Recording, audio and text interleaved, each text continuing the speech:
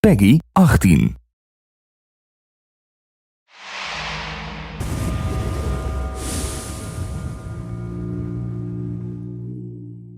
Oh, check these 4 puddles.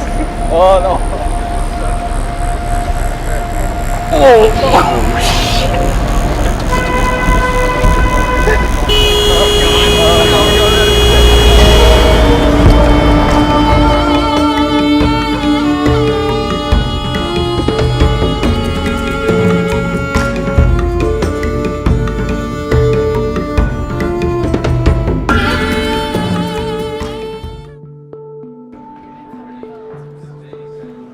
Ubisoft had a clear and lofty goal in mind as they built Far Cry 4, create the most authentic gaming experience ever.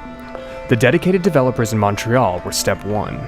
Immersion in the game's inspiration, the Himalayas, was step 2. It was imperative to see the people, places, and things that would help bring this game to life. Nepal also suggests like a lot of different kinds of environments, right? How are you going to feel going from sort of the virtual world that you have created into the new world that we're going to?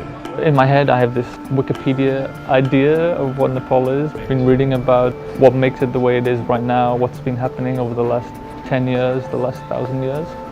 But I'm hoping that we can uncover something that isn't presented on the web.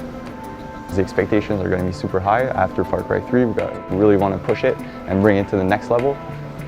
It's super important that the environment you're in feels believable. Like you can look around and understand the space and it feels like a real place from the real world. So being able to go to some of those locations is super interesting and super useful, just to see how the ground crunches under your feet and just the tiny little textures like that. And we can try and bring that extra level of authenticity to it.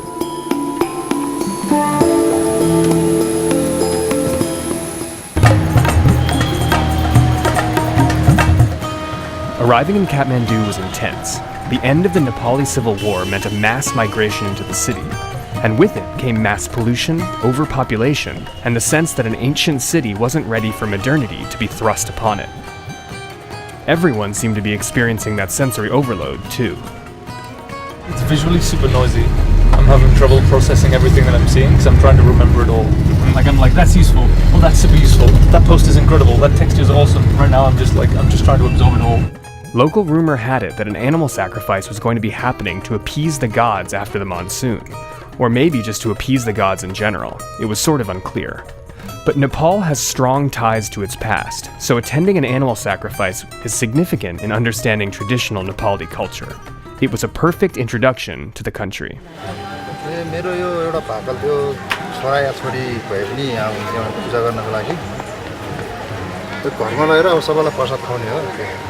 So we've made it to Dankzai Kali Temple, where the goddess Kali asks for blood sacrifice from her devotees. That face is the face only a Kali could love. So we're gonna follow them to the altar where that goat will be sacrificed to slake the thirst of Kali.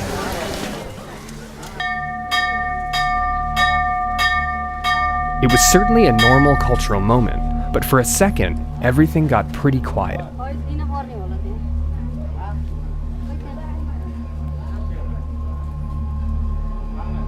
I was expecting like a clean cut, but the whole like slice and then guide. It's been super interesting to get this close to the source material. It's like it's the kind of experience that we can never normally get, and I haven't had working on the game before. I didn't realize the significance of bells, especially around temples and places of worship. In my head before I went, I had this like very stereotypical kind of soundscape of what a place of worship sounded like. I think what we'll end up with is something that's less like a stock movie soundtrack kind of vibe, and we'll capture something that's much more realistic. After a brief foray into animal sacrifice, a small plane was taken to Pokhara, a town famous for both being a gateway to the Himalayan highlands and the home base for Nepal's legendary fighting Ghurka.